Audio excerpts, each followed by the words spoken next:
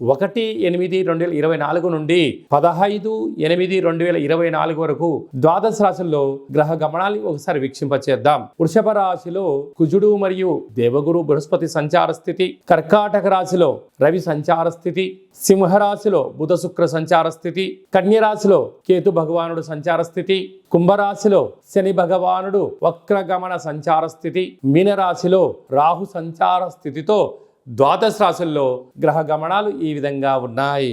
సింహరాశి వారికి ఈ ఆదివారం అమావాస్య, కాళ అమావాస్య, కాళాష్టమి రోజున ఎలాంటి విధులను పాటించాలి? వ్యయంలో రవి, సప్తమంలో శని భగవానుడు, అష్టమంలో రాహు సంచార స్థితి దోషంగా ఉన్నప్పుడు ఈ కాళామావాస్య రోజున మనం ఎలాంటి విధులను పాటించాలో ఈ వీడియోలో సవివరంగా సంపూర్ణంగా తెలుసుకుందాం. సింహరాశిలో ఏ నక్షత్రాలు వస్తాయి అనగా మఖా నక్షత్రంలోని 4 పాదాలు, పుబ్బా నక్షత్రం 4 పాదాలు, ఉత్తరా నక్షత్రంలోని 1 పాదం కలిపితే సింహరాశి అవడం జరుగుతుంది. చాలామందికి డేటా ఆఫ్ బర్త్లో లేనటువంటి కారణం వలన పేరు యొక్క మొదటి అక్షరాన్ని అనుసరిస్తూ రాశిని తెలుసుకునే ప్రయత్నం చేద్దాం. మా, మీ, మో, మే, మో, టా, టీ, టు, టే అక్షరాల వారందరూ కూడా సింహరాశి జాతకులే. సింహరాశి యొక్క అధిపతి రవి.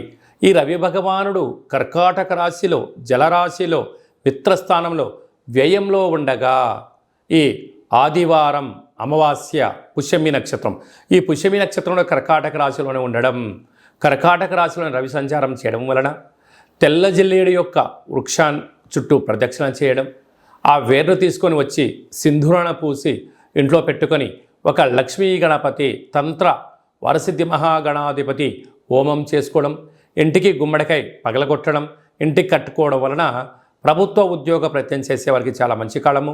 రాజకీయాలు, సేవా రంగాలు, వ్యాపార రంగ కార్యక్రమాల్లో ఉండబడిన వారందరికీ దురుసు ప్రవర్తన పనికిరాదు.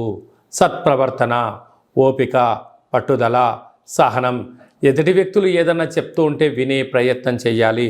తొందరపాటు నిర్ణయంగా ఏదైనా భావించినట్లయితే రాశాధిపతి వ్యయంలో ఉండడం వలన అనవసరమైన ఖర్చులు, పోలీస్ స్టేషన్లు, వాహన ప్రమాదాలు, శత్రువులతో ప్రమాదాలు పొంచి ఉన్నాయని చెప్పి మీరు గమనించగలగాలి. అలాగనే రాశిలోనే బుధ శుక్ర సంచార స్థితి ఉండడం వలన విందులని, వినోదాలని, విదేశాలని, నూతన వస్త్రాలు, బంగారు ఆభరణాలు, వాహనాలు, క్రయ విక్రయాలు చేయాలని కోరుకుంటూ ఉంటారు. అది మంచిదే. కానీ మన దగ్గర ఎంత ధనం ఉంది, ఎన్ని అవసరాలు ఉన్నాయి, దాన్ని బట్టు ఖర్చు పెట్టగలిగినట్లయితే మీరు అదృష్టవంతులు. ఆర్భాటాలకు వెళ్ళారా, గొప్పలకు వెళ్ళారా, మీరు అప్పుల పాలు అయ్యే పరిస్థితి అధికంగా ఉంటుంది. తస్మా జాగ్రత్త. అలాగా ధనస్థానంలో కేతు ఉండడం వలన ప్రతి విషయాన్ని కూడా క్షుణ్ణంగా ఆలోచించాలి. తెలిస్తేనే మాట్లాడండి, తెలియలేదు తెలుసుకొని మాట్లాడే ప్రయత్నం చేయండి. అనేక రకాలుగా సమస్యలను నివారించే పరిస్థితి ఉంటుంది. సప్తమంలో శని సంచార స్థితి ప్రేమికుల మధ్య సయోధ్య, నూతన వ్యాపారాలు, పెట్టుబడులు ఆకర్షించడంలో విజయం మీ సొంతం కాబోతుంది.